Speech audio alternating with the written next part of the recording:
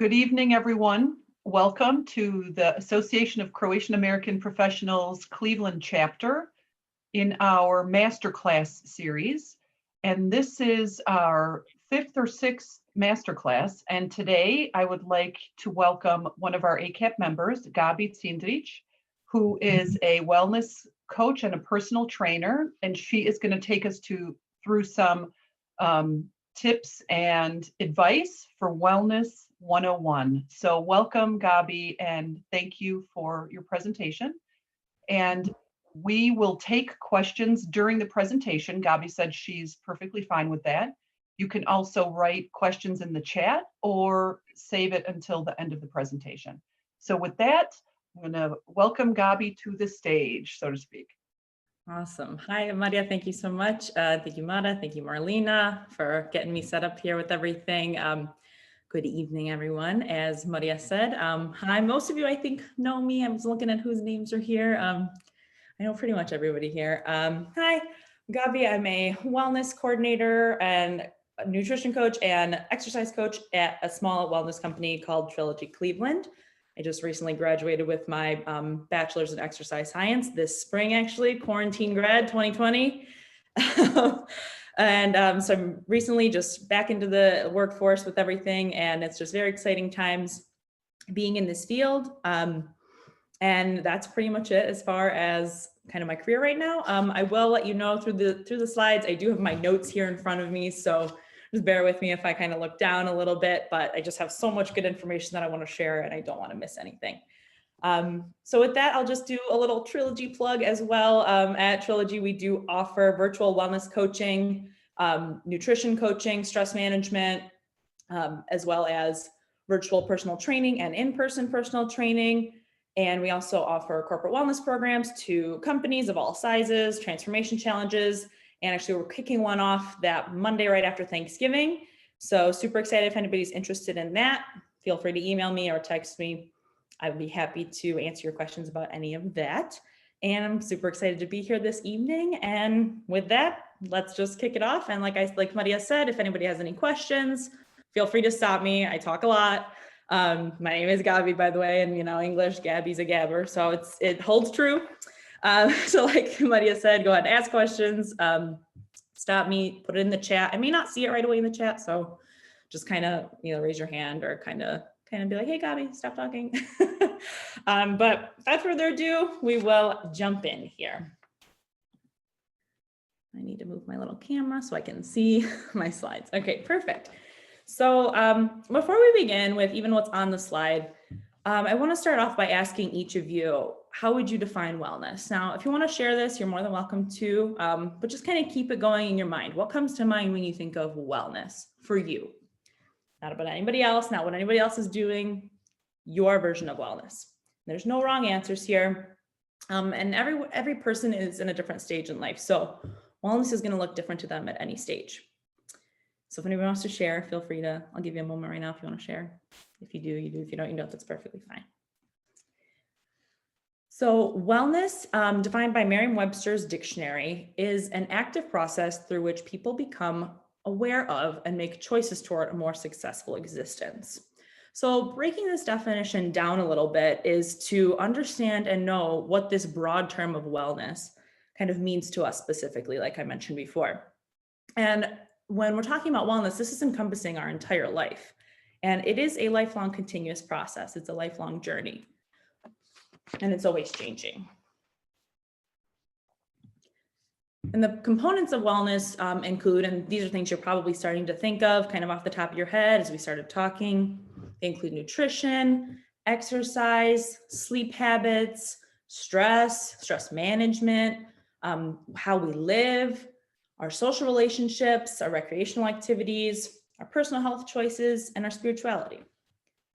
So we're thinking about all of these things, and they all kind of work together in some sort of way.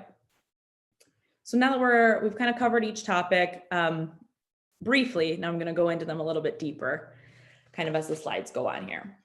So in regard to nutrition, the first thing I have written here is macros versus micros. Maybe you've heard of this, maybe you haven't. But across the board, nutrition is different for every single person and increasingly so. There are food intolerances, there are different food preferences people have, everything in between.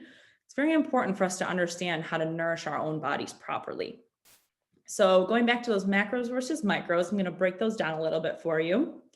Macros is short for macronutrients, and macronutrients are comprised of three things: proteins, carbs, and fats.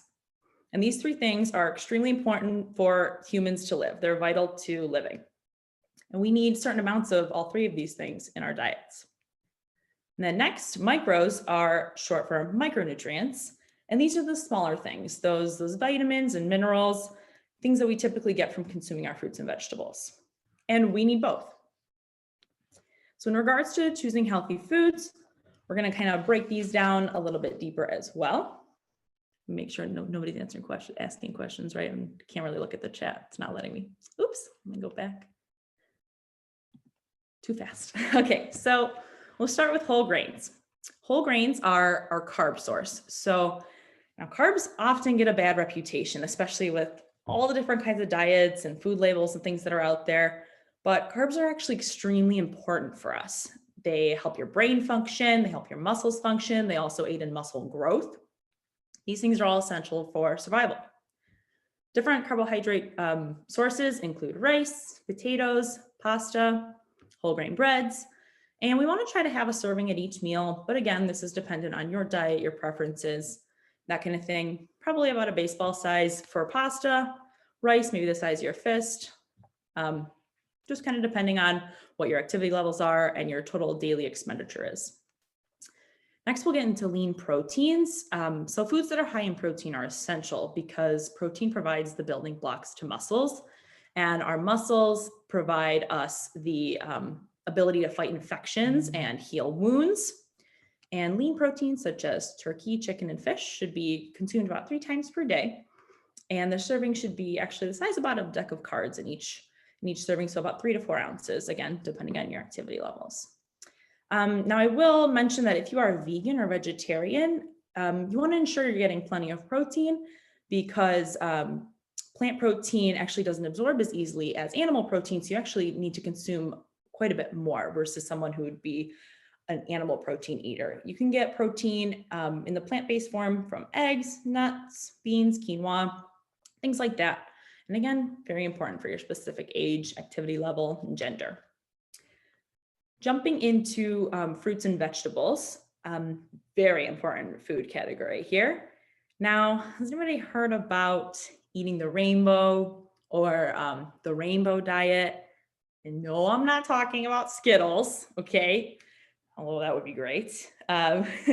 Eating fruits and vegetables is extremely important. Our parents were right. Our grandparents were right. You got to eat your vegetables. You got to eat what they grew in the garden. And why wouldn't you? It tastes amazing, right? But we do need those essential vitamins, those minerals, and fiber. Fiber is a huge thing that comes from a lot of vegetable and fruit sources. These are all extremely important, again, for our healthy immune system. They actually help in aiding our hair and nails grow properly, and they do also help serve as a protective agent against certain diseases. Fruits and vegetables, we want to try to consume about 5 to 7 servings a day. And we could do a half a cup here, a cup there, a banana there, an apple there. But there is kind of one thing we want to mention when it comes to fruit. We don't just want to eat 8 bananas in a day because that's still probably around 800 calories. And bananas can be high in sugar and in carbohydrates. So again, depending on any sort of, not maybe like disease you have or anything like that, you got to be careful on kind of what we're consuming. So not all foods are created equally, which is just important to keep in mind. And then next we'll jump over to dairy products. These include, milk, cheeses, that kind of thing. And again, back to our parents, our dentist, they all told us that these are very important to maintain strong bones and teeth. They didn't lie. I promise this is also true because we need calcium and protein. We also get from these sources as well. And so if anybody remembers from a little bit earlier, protein, that's that macronutrient, and calcium is that micronutrient. So again, we need both, and they actually work together to kind of keep us going. And we want to include between 1 and 3 servings a day, depending on your dietary preferences, of some maybe low-fat dairy foods, some milk, some cheeses, that kind of thing. I know I'm a sucker for a good charcuterie board, so that's always my excuse to kind of snack on some dairy. Now there are, I know a lot of people that kind of have maybe dairy issues, dairy allergies. I'm also somebody who has a dairy sensitivity to certain things. There are plenty of alternatives, such as oat milk. There's coconut milk now, almond milk. These types of things are great, but we do want to understand that the calcium intake is not the exact same as it's going to be from a normal dairy product. It's going to be a lot lower. And often some of these products contain higher amounts of sugar or fillers. So it's really important to read the nutrition labels and make sure we're choosing the unsweetened option when we're able to. It really doesn't taste bad, I promise. I have unsweetened coconut milk in my fridge always, and I eat it with my mini wheats just the same as my boyfriend who has it with his 2% milk. You wouldn't know the difference, but just something to kind of be aware of. And then the other alternative that's actually pretty popular is soy. And soy is okay in moderation. Again, there are a lot of studies that are being done on soy, but we just have to be careful in soy, especially for females. If you are consuming too much soy, it can actually have a negative impact on your health. So if anybody wants to dive into that with me, we can talk about that on a separate call. Then we'll head into healthy fats a little bit. Now, fats are another one that's a little bit contradictory, just like those carbohydrates are, but fats are essential to us. Despite what you may think, what you've heard, we need all three. We need proteins, carbs, and fats. And now when we're talking about fats, this also, just like we said, we can't eat Skittles for colors. We can't have a bunch of fried foods full of fat either. That's okay in moderation again. But we do need healthy fats such as some nuts and seeds, avocados, certain oils like olive oil or avocado oil, even coconut oil. Almond butter is another good source, but again, that's another thing that could have some hidden sugars in it. So again, we always want to watch those nutrition labels, and we should have about a tablespoon of fat at every meal. This actually provides us with satiety at the end of the meal. So we've got those proteins, we've got those carbs working together to do what they need to do in our body, but that fat really keeps us full, which is really important to get us to that next meal and get us moving through our day. And then in regards to preparing our nutritious foods, this is another thing that can seem very daunting to people. It's difficult, especially when you have different intolerances and dietary preferences, and it's just kind of a lot. And there's this food service and there's that food service, but DoorDash is right there, and it's kind of a lot. And it's kind of important to just step back, see what your nutritional preferences are, and see where we can go from here. There are, if you don't love to shop, if you don't love to go out, there are a lot of subscriptions like HelloFresh or Blue Apron. And a lot of them have very specific dietary preferences you can choose. So it's super convenient, comes straight to your door. And it allows you to cook healthy meals at your house with your spouse or your children or your significant other, whatever. And it kind of makes it fun. So, and you're able to learn, especially if you didn't cook a lot kind of growing up or anything like that, kind of gives you a new opportunity to do so. This is like moving. Am I supposed to chat? Should I look at the chat? Nutrition question. Okay, sorry. Do you have advice on how to follow a diet that works best for your body, since it's not a one size fits all? Hey, Ariana, on Olivia's account. Do I have advice on that? That is a great question. So I'll quickly say that, again, it is a diet that works best for your body. I would need to know, I'm also not a dietitian, so I'm not allowed to prescribe you a specific food. I can't give you a prescription for food. I do have a nutrition coach that I work with extremely closely. We can talk after this, but it does depend on your activity level, again, your dietary preferences. But my general consensus is to find out what you're sensitive to, and then take that from there and make sure we're hitting our protein, hitting our carbohydrates, and getting some of those good fats from the sources that we're able to for our bodies. And I am a huge advocate of eating the rainbow. I do advocate for having a full fridge stocked of fresh food at generally all times when you're able to. And you're just more apt to opening your fridge and cooking something or preparing something ahead of time that you have ready for you, so you're not going to put that food to waste. Because I know all of you, all your bacas and ditas, everybody told you not to waste food. So we want to keep that going through the rest of our lives. So Again, that's more of a question kind of I can answer with you one-on-one, Ariana. I hope that answers it. Okay, cool. So I will keep going. And I think I covered kind of everything. I will say though that meal prepping is something that I have found to be successful with. I can tell you, 100 times I've forgotten to meal prep or I didn't make time for it. And then that whole week I'm off on my nutrition goals or I kind of overeat or I spend way too much on DoorDash or something because it's just so darn convenient. And I know those weeks I do meal prep. I don't even have to think. On Sunday, I cook between 1 and 3 hours, depending on what I'm making.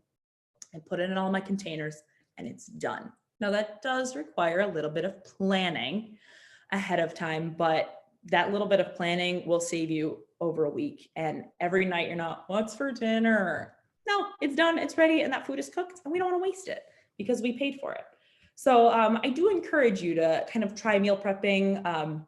And if you're completely unsure where to start, please ask me. I'm here to help. And again, our team at Trilogy is also here to help. One other thing I'd like to mention in regard to food is the Food Network channel. So underrated, I feel like. But I've been watching it since I was little. My dad has always called me his little Rachel Ray because she's who has always inspired me. And he still calls me that. And I'm 25, and he still calls me his little Rachel Ray. And I just love it because the kitchen is just my favorite place to be. And I grew up with my Baka too. And we were always in the kitchen together, and it still holds true to me, and I still love it. But just the other day I was watching something, and I think it was the Pioneer Woman, and she was making something a little bit unhealthy, but it had inspired me to go create, I think it was a pizza. It was like a pizza quesadilla. And it inspired me to I jumped in my kitchen and I made something very similar to it, but I healthified it. So even just like watching a TV show like that can kind of spark inspiration. So just maybe kind of think of that next time you're scrolling through, stop and watch Chopped or something. You may find inspiration in a place like that. So that's enough about nutrition for now. I could talk all day about it, as you can tell. Next, we're going to dive into exercise. And exercise can be a little bit daunting as well. Kind of all of these things are going to be, right? Especially if we don't really know where to start. So planning and implementing and sticking to an exercise program is something that, again, is just like nutrition. There's not a one size fits all. A lot of people like different things, CrossFitting, high intensity interval training workouts. Some people just love spin class. And that's amazing that there are so many different things and so many different options, but just like your nutrition and just like your sensitivities and things, it's extremely important to find what works for you. So somebody may resonate with this. You may love to bike. You may love to hit that spin bike or hit the trails. You're not going to find Gabi on a bike. No. You may find me running on a treadmill or outside in my neighborhood, and I'll wave to you. Maybe you'll be on your bike. I'll wave to you running. But you're not going to see me on a bike. So again, I'm a trainer. I do this for a living, and there are things I can't stand doing. So I don't really do them. I can teach you how to do it, but I don't love to do it.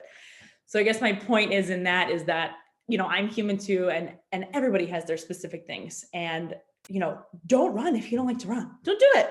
You're just going to be miserable and you're just going to hate it. There's no sense in doing that. Fitness is all about fun and enjoying yourself and just making it all about you.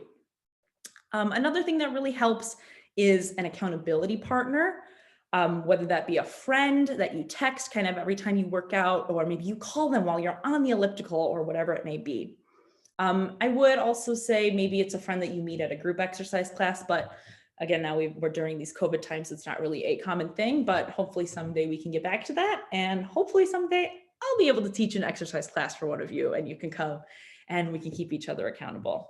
But these are just things kind of in general that help in regards to exercise.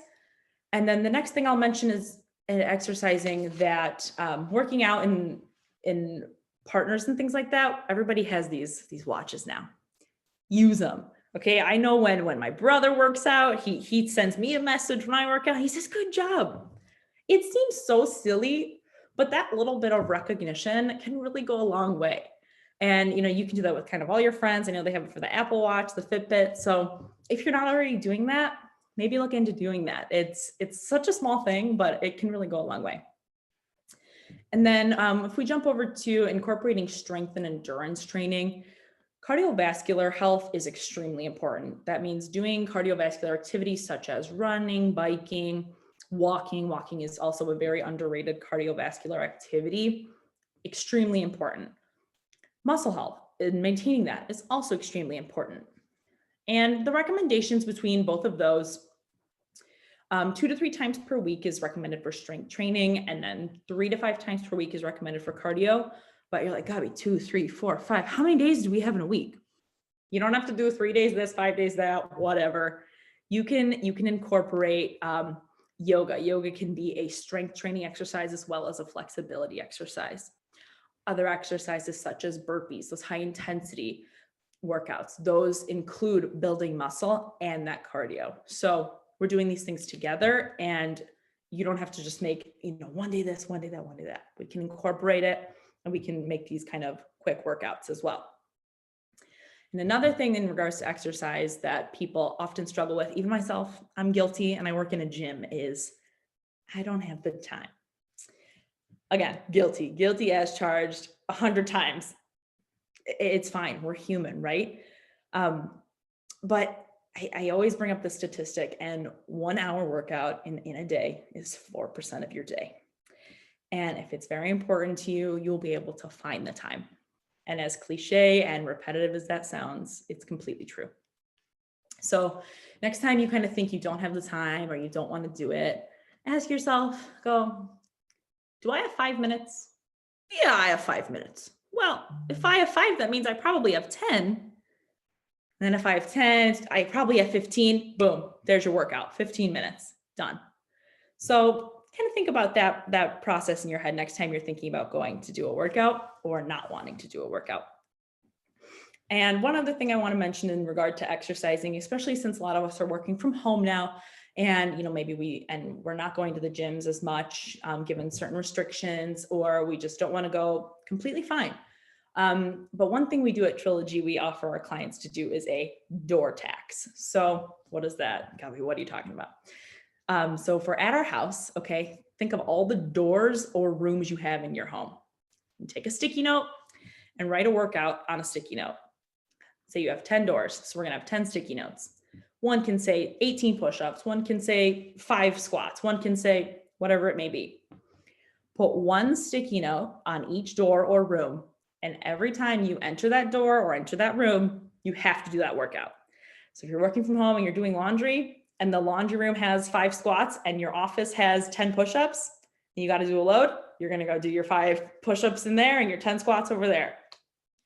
We don't have to spend an hour doing anything, right? It's just when we get up and walk, we're squeezing it in the day. So things like that almost kind of make it a little more fun, doesn't make it feel like a workout, and like you don't even have to think about it. It's like, oh, I'm just folding laundry, let's do 10 squats, done. So keep that in mind, maybe be an idea to kind of refresh your space and kind of think about doing something like that at home. And lastly, when we're talking about exercise, avoiding injury is extremely important, and we want to stay healthy, and avoiding injury is key. I don't know if however many of you know, I suffered from an ACL tear last year, and I'm still recovering and I'm still learning. And now that I actually have that experience, I'm able to help others a lot better. So if any of you have any sort of previous injuries that are maybe keeping you from wanting to exercise or beginning a regime, I'm here to help as well, because I've truly been there, and I can say that now.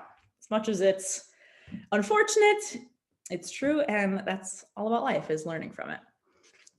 And we want to jump before I leave this slide. Stretching is also very important. Warming up properly before our workout, cooling down at the end of our workouts. These are not things we want to neglect. We want to do static stretching kind of at the end of our workouts, just to kind of stretch everything out and leave us less sore for the coming days. And from exercise, we're going to kind of go into why physical activity is great on the mind. Kind of just hear what the slide says.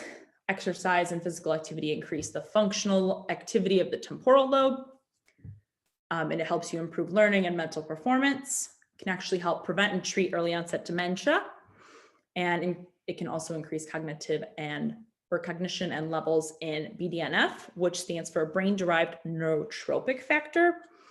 So in regards to this, there's still more research being done on it. And it was kind of a hot topic for a few years. So I wanted to just kind of briefly mention it here because exercise improves cognition and brain function. It's just all around better for your entire body, which includes your brain, clear thoughts, clear headspace, and exercise also helps relieve stress. So if that temporal lobe is kind of a little more free of stress because of that exercise, it all correlates together. And exercise does also improve mood. I promise. You think you're mad, try working out if you're mad. Move on, don't scream, go work out. Lift some weights, throw some weight around. Your mood will change. Endorphins are real, I promise. And of course, the physical activity does give us plenty of benefits for our body. As long as we're exercising properly, we are able to decrease the risk of bone fractures, or you can be like Gabi and tear her ACL. So now it happens too. But it's all about coming back from that. And we also want to improve our heart health, our overall muscular strength, which is extremely important just for our day-to-day living. And exercise can increase quality and quantity of your life. So the whole point is you want to live longer, healthier, better. Exercise will help with that. It will also decrease excess body fat and help improve the immune system. So not a super huge surprise. Okay, jumping into sleep, which is extremely important actually in regards to exercise because we need to be resting enough after we're hitting those workouts. So getting the right amount of sleep for your body is extremely important, but getting into and maintaining a functional sleep schedule can actually be quite challenging. And so if you want to kind of set a schedule, it will actually help you by getting to bed at the same time and trying to wake up at the same time is extremely beneficial. And, pulling all-nighters, that kind of thing, we want to limit that as much as we possibly can because we do need sleep. We are human. As much as many of us, want to be superhuman and get all the emails read and get everything done. Sometimes the most productive thing we can do is rest, and sleep is a big part of that. And most adults the studies do show that most adults need 8 hours of sleep per night. And, it lets our bodies restore and repair themselves, from everything we did from the day, especially if we're getting those workouts in.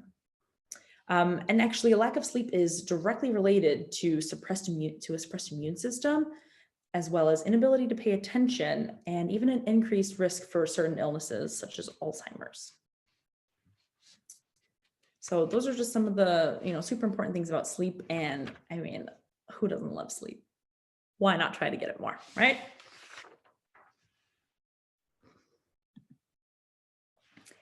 And now under the wellness umbrella, we're going to kind of go over to stress management. So it is really important to realize that everybody has stress in their life. Everybody has different stress in their life. And especially now, I keep feeling like I'm repeating this during COVID times. Stress is just completely different than it was a year ago. And it's important to realize this and to understand that, okay, stress is real. Now, what do we do about it? So recognizing it and accepting it, and I mean, it's inevitable. It really actually can help to cope with it.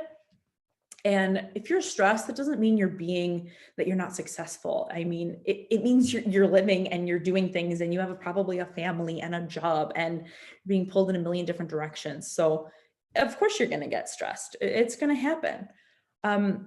Some positive stress helping techniques include yoga. My favorite is actually coloring.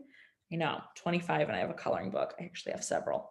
It is so relaxing to me to get my Crayola markers and color on my dining room table. I don't know what it is. It just frees my mind. I put the phone away, the laptop's gone, nobody's emailing me, TV's not even on. And I just color. Nobody's yelling at me to color in the lines, nothing. It is just it's such a stress reliever for me. So I'm happy to have found that. And I suggest trying it, run to Dollar Tree next time you're in the area and pick up a fun coloring book. And, you can even do it with your significant other or your friends. Be surprised how much joy it may bring you. But other people, like I mentioned before, use exercise as a stress management technique. That is something I try to do as well. And again, it does help. And, we want to remember that we don't want to manage stress with things like drinking or drug abuse or aggression towards others or anything like that.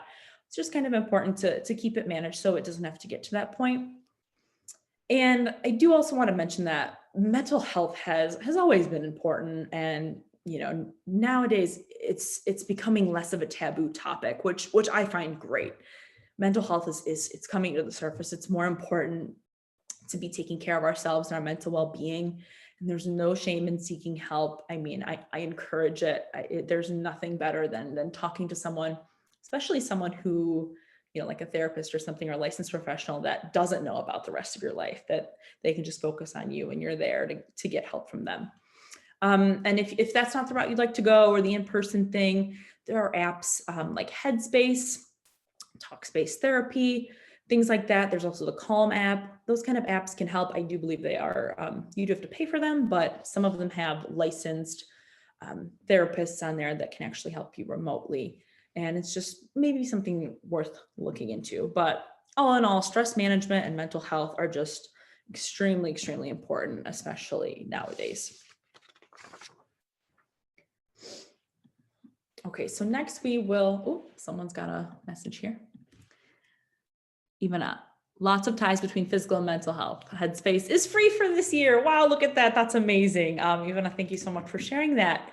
That is awesome. So maybe check that out after this presentation. And you don't have to tell me how it was, but I hope you enjoy it if you do end up trying it. So in regards to, thank you, Ivana. In regards to a healthy, healthful living space, I've noticed as I've been getting older, and now actually my boyfriend and I are homeowners, we just moved. How much stuff someone can collect by the age of 25 is crazy.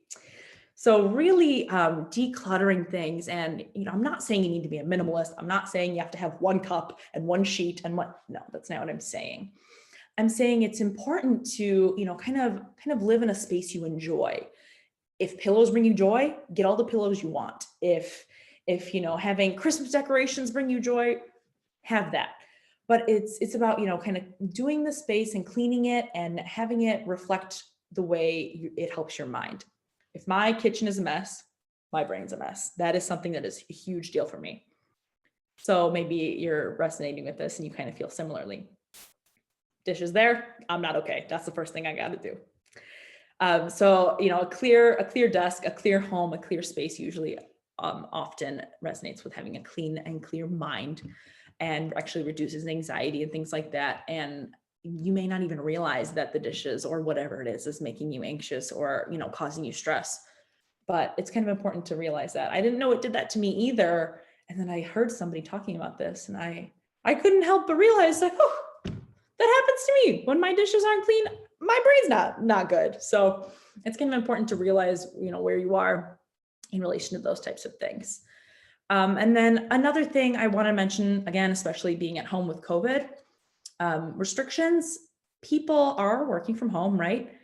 A friend of mine was working from home, and in the beginning, she's like, "This is great. I'm going to work from home. I'm going to work in my bed, and I'm just going to be on my laptop all day." Well, it actually ended up disrupting her sleep. So she was having really poor sleep, nightmares, resonating the fact that she was at work, basically in her bed and emailing all day and being super stressed and being in her bed doing that. And it was just really interrupting her sleep. So she actually ended up kind of clearing a space in her dining room, and that's her office space now.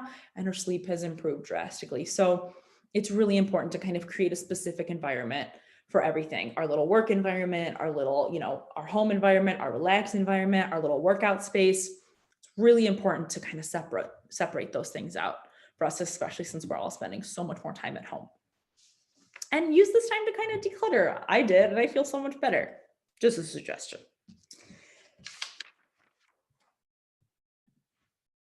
Okay, so now jumping into social relationships. So developing and maintaining strong and social healthy relationships. This is an important component of personal wellness. I know that without the very important people I have in my life, I wouldn't be half the person I am today, but it's very important to continue to nurture those relationships. And my favorite little quote is, rather have 4 quarters than 100 pennies. So I've got my, less than 10 people who are my circle and my closest, and I'm always checking on them and they're always checking on me. And we may not talk every day, but we know we've got each other if we ever need anything. So it's just really important to keep those relationships fostering and growing.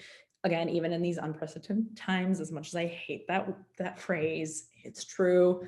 And check on them, kind of ask for help too. I mean, that's what they're there for. They're your support system.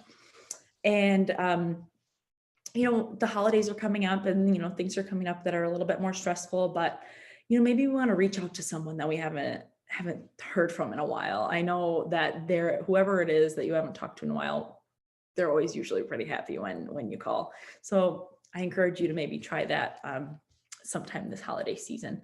It may help both of your mental health in a way you didn't even know you needed.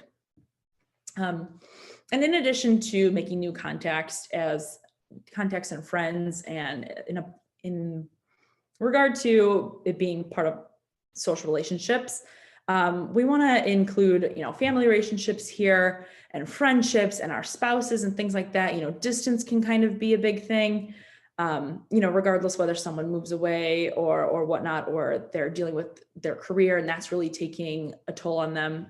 Again, we just want to be there for them and them for you as well. So very important and a huge part of being well. In regard to recreational activities, again, navigating this during COVID-19 is just completely different, and things are changing. But like we said, it's important not to isolate yourself and just kind of cut off communication with others. I will share this, that actually a friend and I started mailing letters to each other this whole time since COVID and quarantine. Snail mail is so fun. Okay. I look forward to getting a mailed letter from her. And it is like this new fun activity we do. And now we're at the point where we're like sending each other packages, and it's almost getting ridiculous. But at first it was fun, and we were just kind of sending letters, almost like a pen pal. And it just brought so much joy in such a small, simple thing, but it took a little bit of time. It kind of like gave me something else to do. It was just kind of a fun thing that was a new activity, kind of since this new little world. So just maybe something you wanna mention that you want to do with someone maybe. But it's important to just kind of keep going with our hobbies and interests and engaging in maybe new things that we haven't thought of. COVID or not, we should always be encouraging this. In regards to personal health choices, I will say number one, that prevention is key. And it could save your life. It could save another person's life. It could also save your life in the future for future large medical bills. Oh, I'm so sorry. That was an email. Personal health choices are extremely important as in regards to, not consuming alcohol, drugs, things like tobacco, that kind of thing. Again, all personal choices, but it's just important to be aware of kind of what's out there and kind of what we should probably stay away from in regards to our personal health. And also in regards to personal hygiene, always using hand sanitizer, washing our hands, being an advocate for our own health, going to our doctor for checkups, checking our blood pressure. Doesn't matter your age. It's a very important number, and I can check that for you if you ever want to know. Got my stethoscope and everything over here. So let me know if you want your blood pressure checked and you don't want to go to your doctor. And it's also important to know our cholesterol levels, actually, no matter your age, as well as blood pressure, because we never know. Those numbers can actually tell a lot. And lastly, I just want to jump into spirituality. This is also another thing in the wellness umbrella. We need to be sure, especially as we age and get older. I know I went to Catholic school my entire life, and it's kind of drilled into you a different way. And then at home, that kind of thing, it's all kind of, it all comes together. And as you get older, your relationships change, and your relationship with your spirituality changes as well. So it's important to, read the books and educate yourself and just follow the path that you desire to follow. And it's extremely important because it also does kind of go with your mental health as well. And it's just important to develop this relationship with yourself. And that's all I have. So thank you very much. I hope I didn't speak too fast. And again, please don't hesitate to ask any questions now or later. I will happily give you my cell phone number. My email address is right here on the screen. these other people's emails are my colleagues. They are also happy to answer any of your questions. So let me know, and thank you. So Gabi, it's Maria Jukic. I have a page full of notes from what you said. That was an excellent talk. And I have 3 questions, but I don't want to hog it. So if anybody else does. But the first question, your company Trilogy, I may have missed it in the beginning when I was fiddling with my stuff, but what do you guys do? I mean, do you have classes? Do you, like, could I reach out to you for some type of a holistic evaluation and suggestions? 100% exactly what you can do.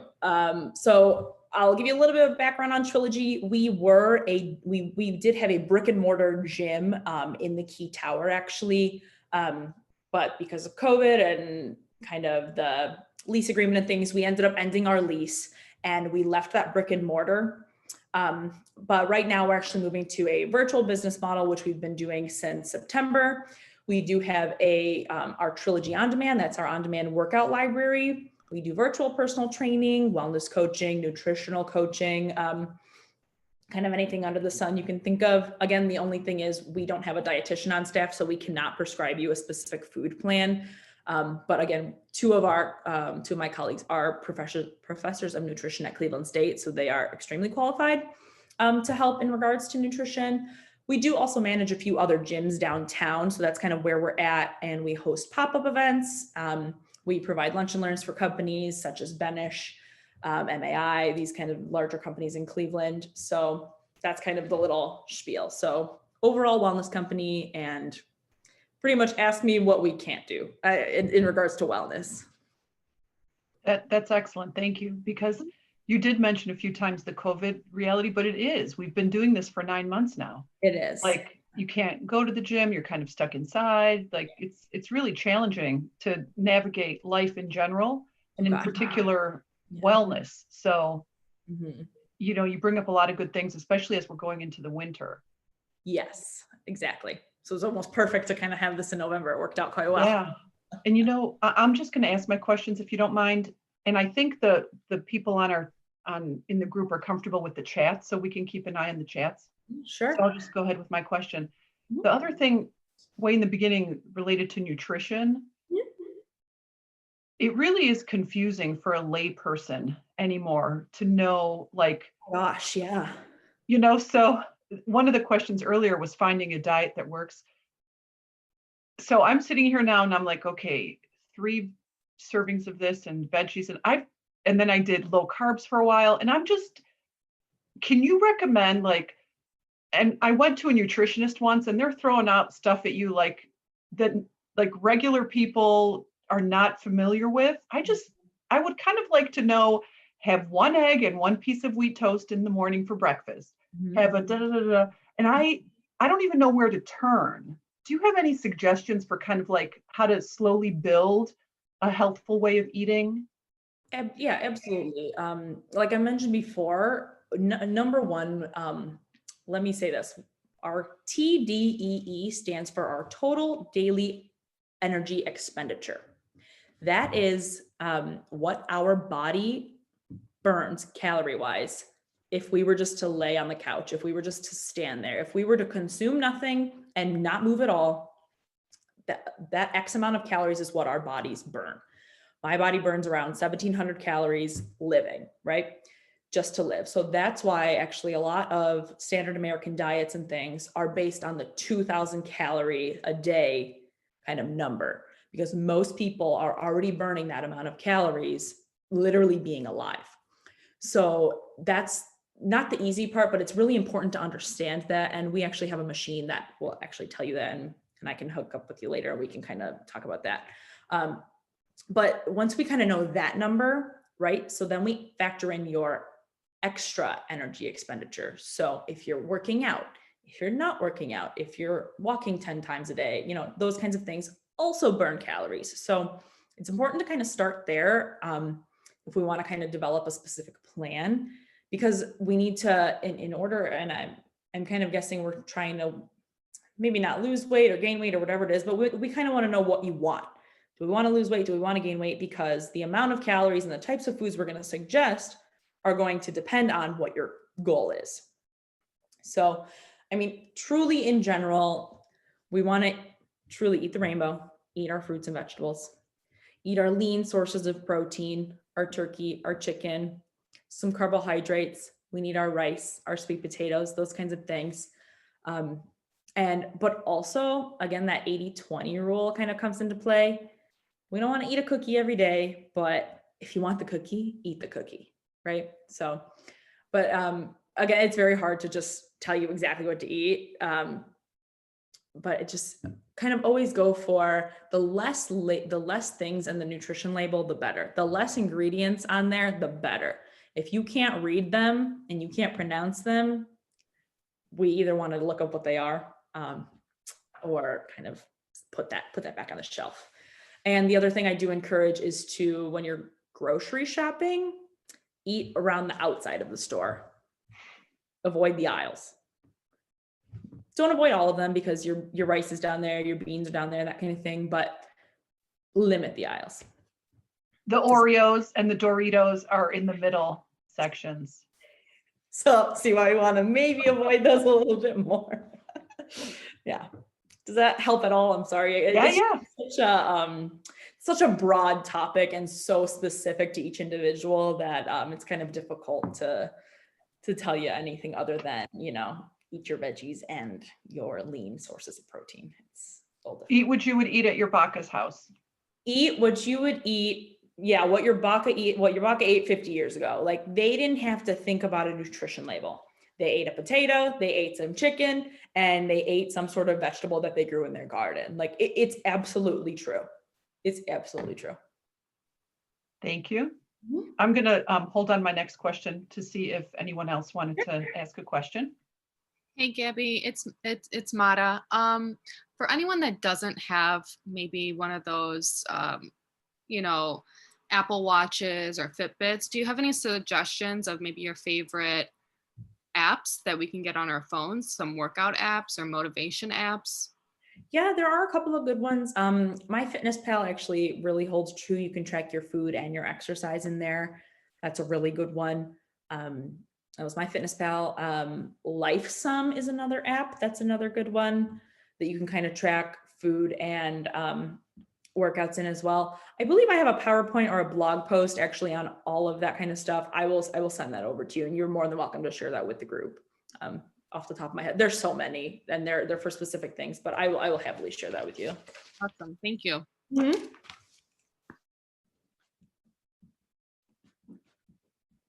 Does anybody else have any questions?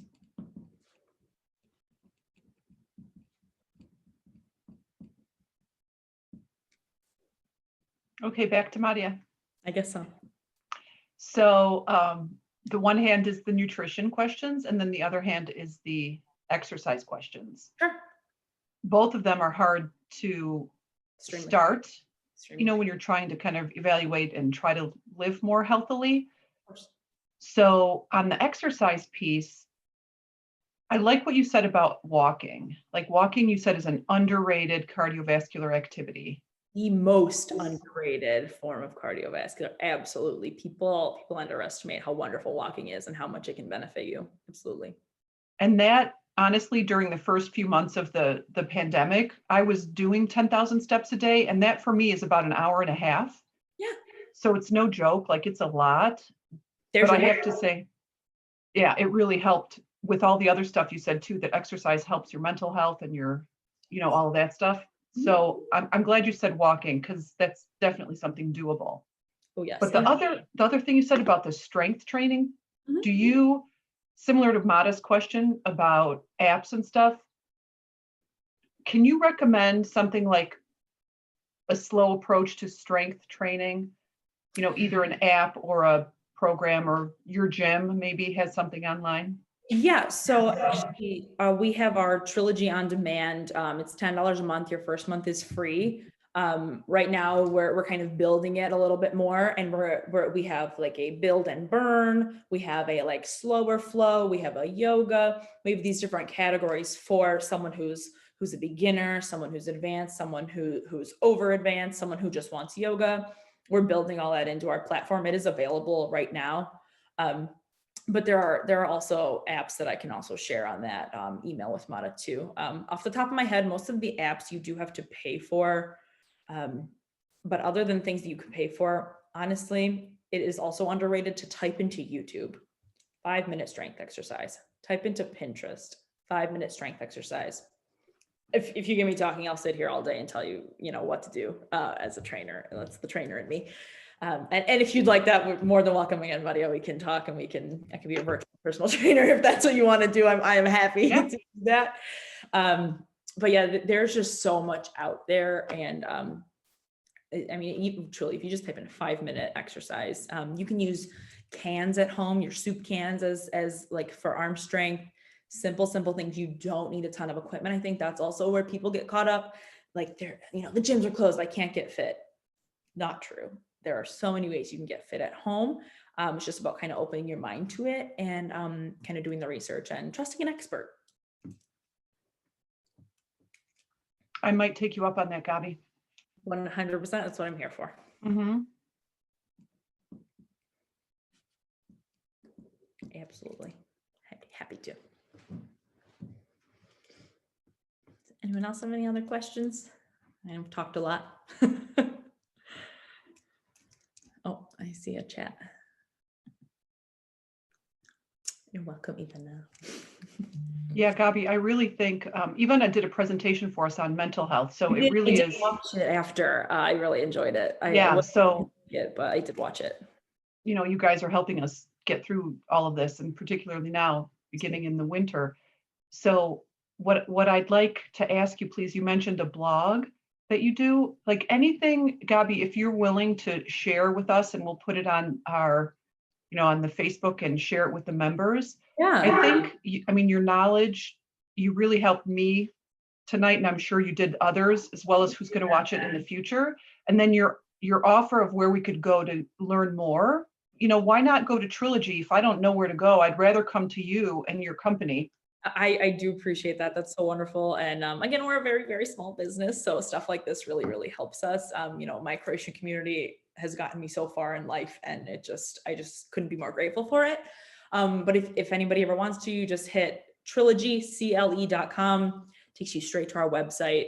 Everything's kind of there. We are also on Instagram at Trilogy CLE. Everything's on there. We host pop-up events. I'm so sorry. We actually have a pop-up event this Sunday at my other job. I work at Hilton Cleveland downtown. We have the Sky Bar at Bar 32. Again, provided Governor DeWine's guidelines allow us to continue for Sunday. We've just held one for September and October. They were extremely successful. They're up on the rooftop. It was a yoga class, and you pay $20 for yoga and you get a mimosa. And then you can stay for brunch, and it's a discounted price. So those are my other two worlds colliding over there, exercise and Hilton.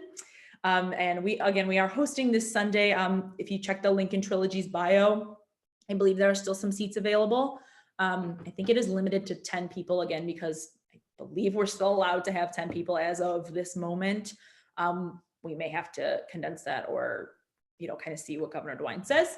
But as of right now, that's something we're doing.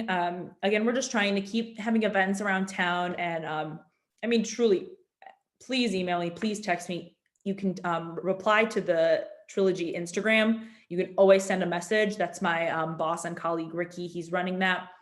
He's wonderful. If you tell him you know me, you're in. Okay, so we are here. We just want to help as many people as we absolutely possibly can. And we just want to keep fitness in Cleveland and just kind of keep everybody going through the times and everything.